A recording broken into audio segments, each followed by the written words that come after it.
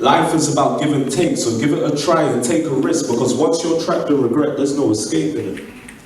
The world is your platform 9 3/4. You'll run into brick walls, but believe me, it'll still take you places. See, these days we roll up our jeans more than we roll up our sleeves, aka we show more signs of defeat than we bear arms in the fight for greatness. The white flags go up too soon when they should be red from the blood, sweat and tears that we've shed. We expect the results to come thick and fast, forgetting that before the magic there's a tricky path. Of course there'll be bumps and bruises, but if you give in at the end of the day, who really loses? So you have to firm the pain to earn the game. See, when it's not easy as A, B, C, you C, D, A, but that reverse psychology won't get you what you want or deserve, ironically. See, the fight begins and ends in the mind, body and soul. That's a whole battle you got to control, because if given in as part of the man, then it'll be part of the plan. So don't plant seeds of doubt. Plant seeds that sprout, because there won't be any germination without determination. I know it's easier said than done, but the more it's said, the likelier it gets done. So start changing your language, because it has power to be a blessing or a curse. You live by the sword and you die by it. Essentially why sword has the same letters as words. So the more you preach it, the more you reach it. The more you strive, the more you rise. The more you grind, the more you shine. The more you persevere, the more of what you deserve gets near. The world is your platform 9 3/4. You'll run into brick walls, but believe me, it'll still take you places. Moak.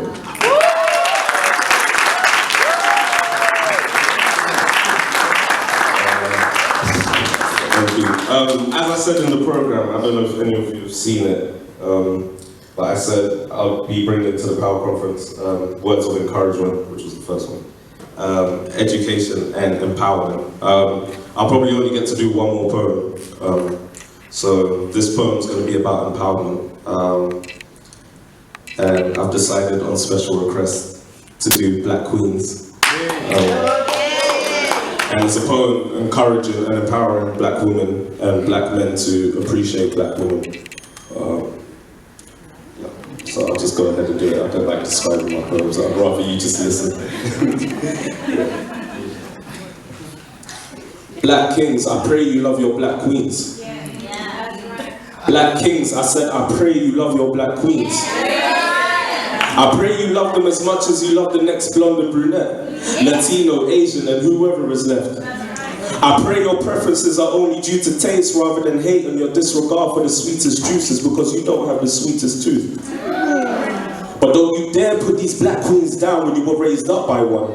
These queens mirror your mothers, aunties, grandmas, sisters, cousins and nieces, so how is it your love all of a sudden ceases for a Black girl? When they need more compassion and love than ever, because the world portrays every other type of woman as above and better, and you add fuel to the fire with your ignorance attire. Mocking their skin tone, casting more shade in them and putting them in a darker place.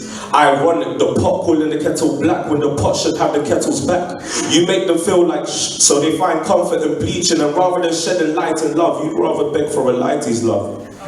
You mock their hair, giving them mixed signals in the process. You say no to their natural hair and then yes to weave, and then call them fake because it deceives from their true selves. But you don't realize how much you've lowered their self-esteem, because ideally they'd like to have their natural hair out. But they're still scarred from the first time a Black boy laughed at them because they could barely get their hair in a bun, but believe me, they could have hair in abundance. As long as they were given enough confidence and use the right substance. I'm not implying that self-hate and wearing weave work in tandem. I'm just simply speaking up for those whose confidence have been hurt by man. You tell these Black queens that they have too much attitude, that they're too mouthy and ratchet, when most of the time they're just being strong and outspoken, and you're just a little boy with masculinity issues that can't happen. Failing to realize they're a victim of the same demonization you face, where you're just seen as Black and aggressive, and you add to this oppressive stereotype. Pause. My Black kings, don't turn these Black queens against you. They'll always have your back. Just understand that there's not a thing that they lack, because the grass isn't greener on the other side, since they're all on a level playing field. So I hope my prayer yields your love for your Black queen, as much as you love the next blonde or brunette, Latino, Asian, and whoever is left. I pray your preferences are only due to taste rather than hate, and your disregard for the sweetest juices, because you don't have the sweetest tooth. I pray you love your Black queens. I pray you love your black queens. Thanks, man.